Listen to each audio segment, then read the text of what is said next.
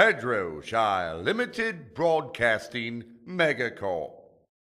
I haven't missed anything. No, you didn't miss the slappy thing. Slappy thing, Duchess Show, episode 6, take 1. Hello, darlings. How are you all?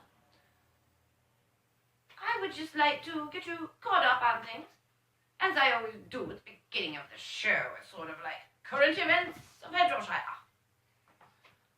I had a birthday, and all of the children came home to celebrate, and then Mother's Day is coming up, so 3 of the 4 children are staying here for the entire week, so they don't have to come home for 2 weekends in a row. So we have Toddles and Jaunty. Hold on, our lighting was fucked up. Well, Jeff! What? Where is Jeff? He's right here. Oh, good. What do you need? Nothing. Just wanted to make sure the lighting was fixed. Wait, no!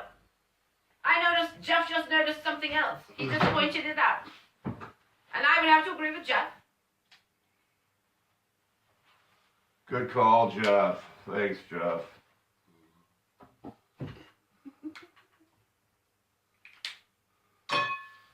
All right. Slappy Crappy Things, episode 6, take 2, intro. The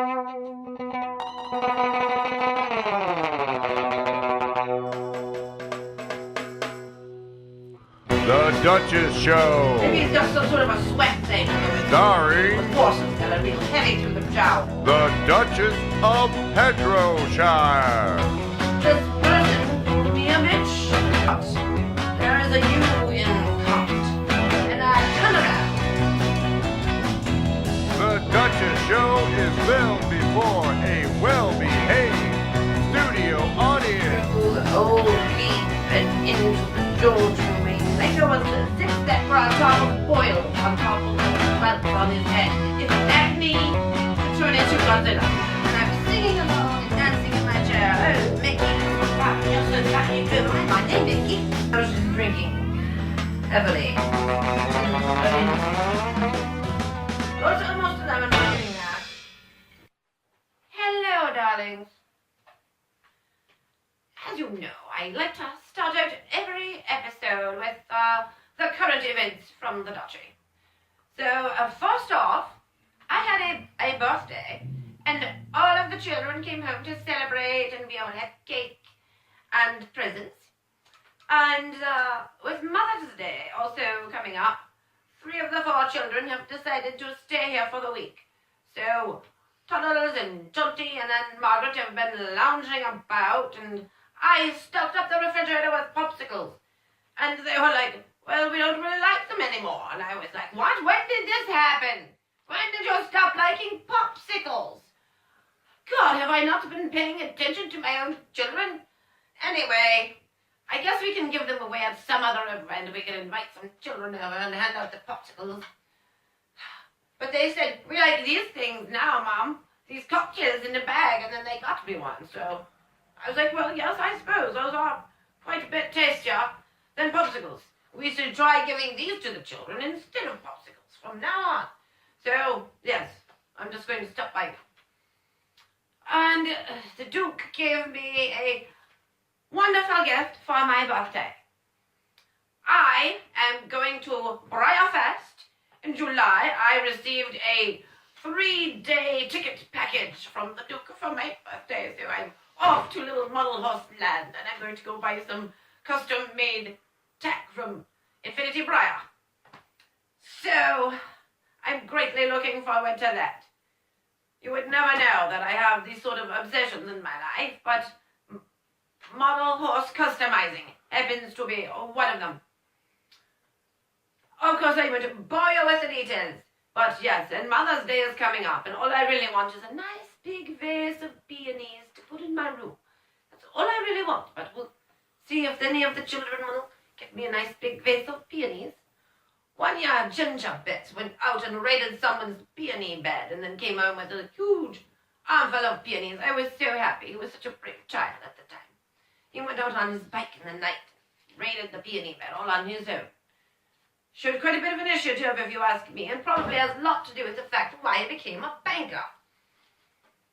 That's my son. So, what else has been going on?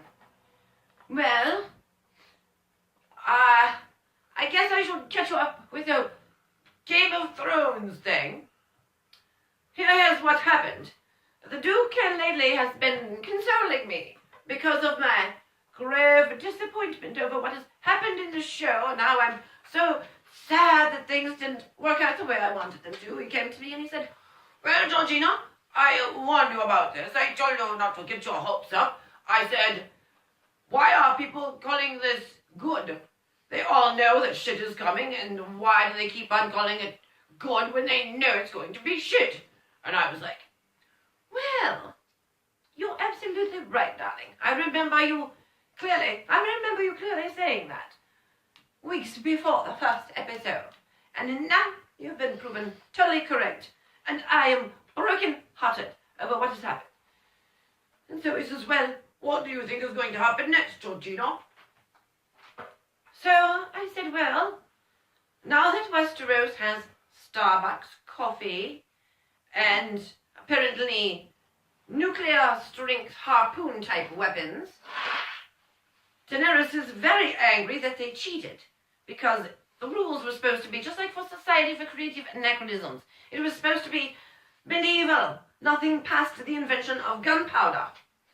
And the other side cheated, and they went straight to 20th century technology. So she got very irate, and the next thing you know, she's got the first air cavalry coming in with Wagner coming out of the loudspeakers. Dun, dun, dun, dun, dun, dun, dun, dun. They wipe out the Red Keep so that the dragon, the very last dragon's life, can be spared.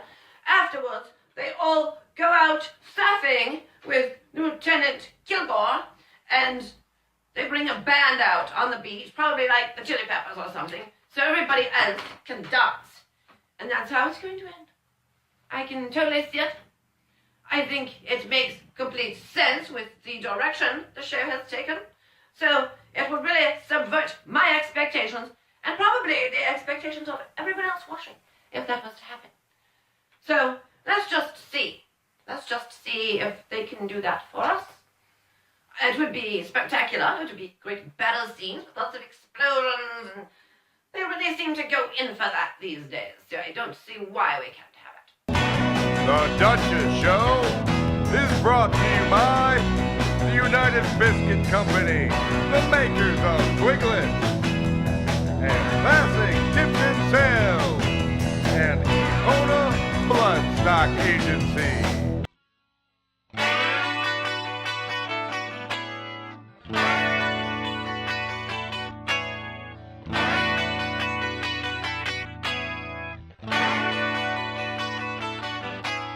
So, book review.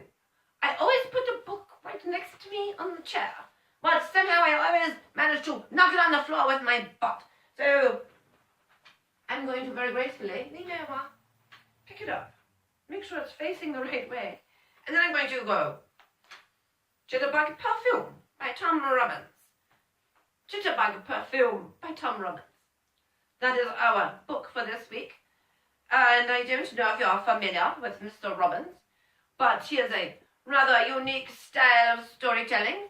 And if you like fantasy, and if you think that absurd and inappropriate things are wonderful and hilarious, well then, this is a writer that you will probably enjoy. This is a book all about a barbarian who becomes immortal, and he meets up with Pan, the god Pan, and they have some adventures, and then he meets up with a woman from India who escaped from her husband's funeral, and they all go on an adventure seeking out immortality, and in the meantime, they have to go gather up pollen from all the beet fields, which you would never know, and I'm in an agricultural area, so I can understand where they're coming from.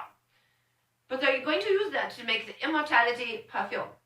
And then there's a girl who's going to become a perfumer, and there's some other things going on, and there's this sort of Timothy Leary type character, and he's Irish and he has one eye and he does a lot of hallucinogenic drugs.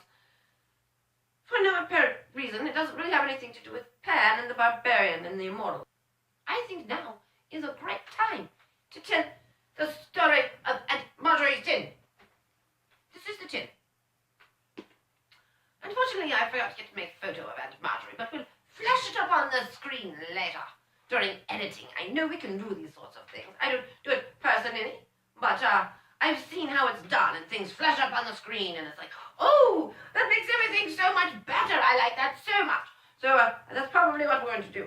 But for right now, I'm going to hold up the tin. This tin comes from the coronation of King Edward VII of England. And he was actually a great friend of my Aunt Margerie's. As you know, Edward was a bit of a scamp, and he had several girlfriends before and after he was married. But I don't think Queen Alexandra cared all that much. She always wanted to look good on camera, and I think that was probably her main goal in life. Because she, really, you have to hand it to the woman. She always looked spectacular. But anyway, her husband, King Edward VII, was a very naughty boy. And he actually had an affair with my Aunt Margerie. And that was why she never married.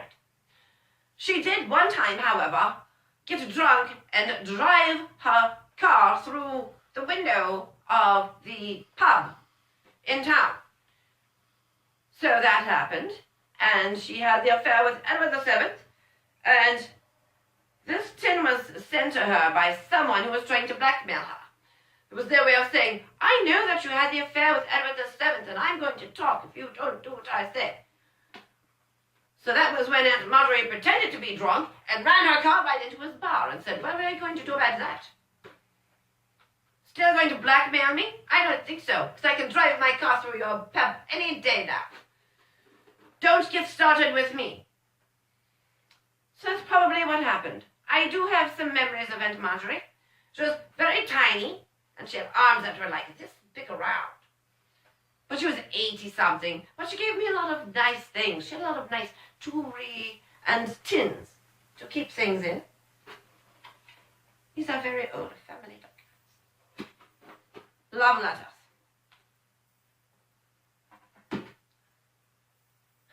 There are many secrets here in the duchy, and I'm a very good secret keeper. But back to the book. I was reviewing a book now that I think about it. So, yes, there was a waitress who was making perfume and some immortals, and the god Pan came back, and they got him to actually manifest after a while, but that was what they needed the perfume for, because he reeked. He smelled like a horrible old billy goat all the time. So that's what they needed the perfume for, and that's what created their immortality. And I don't want to spoil the end for you, but it's quite exhilarating. I enjoyed it very much. I would give it 5 stars, 4.5 stars. I don't know. No. Yes, no. 5. Yes. 5 stars.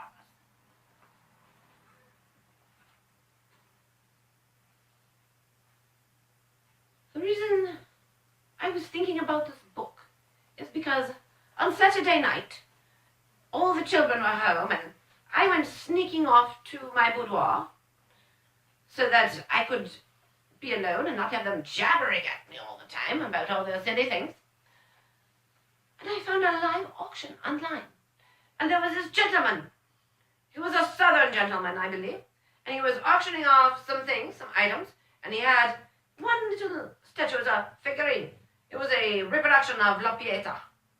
And the other, oh, hello, little kitty. The other one he had was a statue of Pan. And he said he was selling them as a lot. You had to buy both of them. And I was like, well, if you want Pan, you have to get Jesus. And if you want Jesus, you have to get Pan. That doesn't make any kind of sense at all. You should sell them separately. But someone bought them both, and I think they were just going to split up the set, which made a lot of sense. But I've discovered this now, and I'm going to probably watch it every Saturday night. I'm going to tell the Duke, well, now that Now that Game of Thrones is shit and I'm over my disappointment, I really want to watch Saturday Night Live Auction. That's my new favorite show, and I can't recommend it highly enough. You should all go watch it. I rate it 10 out of 10 stars for a good show. I can't think of anything else. I've covered everything.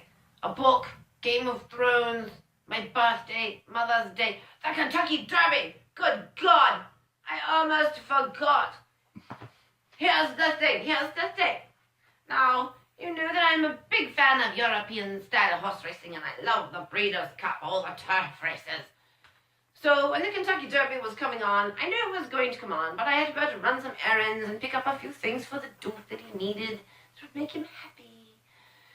So I left, and I went out and went about my business and did my shopping, and then later on that night, after my bath and everything else, around 10 o'clock or so, I was like, well, I wonder what happened with the Derby.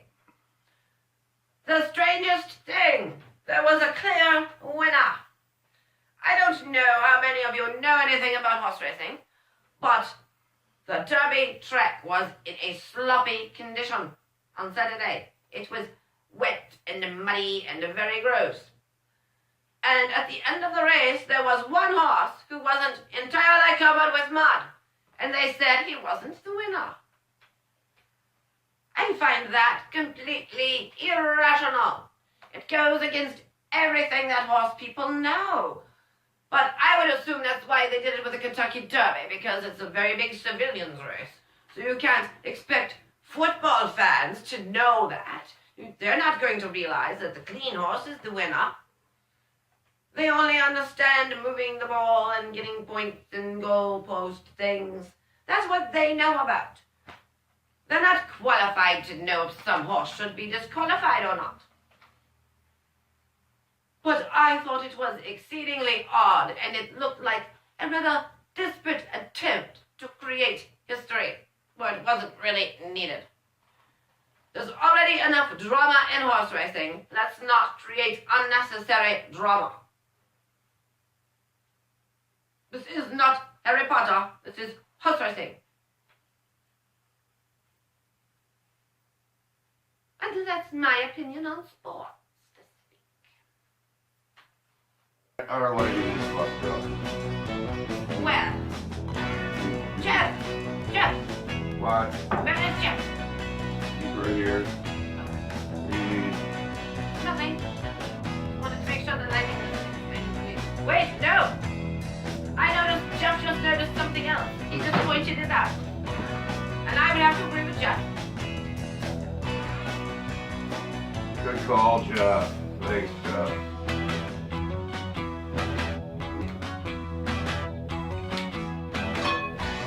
Alright. Slappy Crappy Thing, Episode 6, Take 2, Intro. Hello, darling.